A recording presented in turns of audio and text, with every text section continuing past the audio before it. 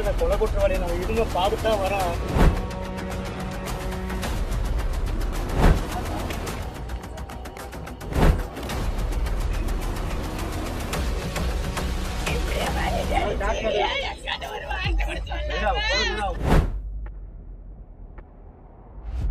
தருமபுரி மாவட்டம் நல்லம்பள்ளி தாலுகா தடங்கம் ஒருங்கிணைந்த நீதிமன்ற வளாகம் அருகே உள்ள விவசாய கிணற்றில் தாய் மற்றும் அவரது 3 குழந்தைகள் சடலமாக மீட்கப்பட்ட சம்பவம் அப்பகுதியில் பெரும் சோகத்தையும் பரபரப்பையும் ஏற்படுத்தியுள்ளது.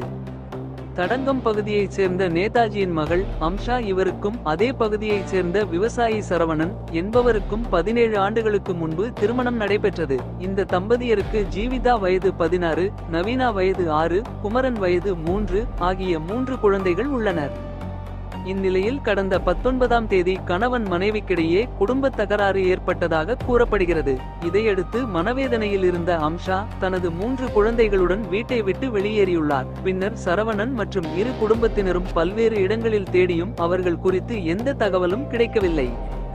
இந்த நிலையில் அம்ஷாவின் தந்தை நேதாஜிக்கு சொந்தமான விவசாய நிலத்தில் உள்ள கிணற்றில் காணாமல் போன 4 பேரின் உடல்களும் மிதப்பதை அப்பகுதி மக்கள் கண்டு அதியமான்கோட்டை போலீசாருக்கு தகவல் தெரிவித்தனர். தகவல் அறிந்து சம்பவ இடத்துக்கு விரைந்த போலீசாரும் தருமபுரி தீயணைப்பு துறையினரும் நீண்ட நேர மீட்பு பணிக்கு பிறகு 4 உடல்களையும் வெளியே எடுத்தனர். முதற்கட்ட விசாரணையில் அம்ஷா மற்றும் அவரது 3 குழந்தைகளின் உடல்களிலும் வயிற்றில் கல் கட்டப்பட்டிருந்தது பெரும் அதிர்ச்சியை ஏற்படுத்தியது.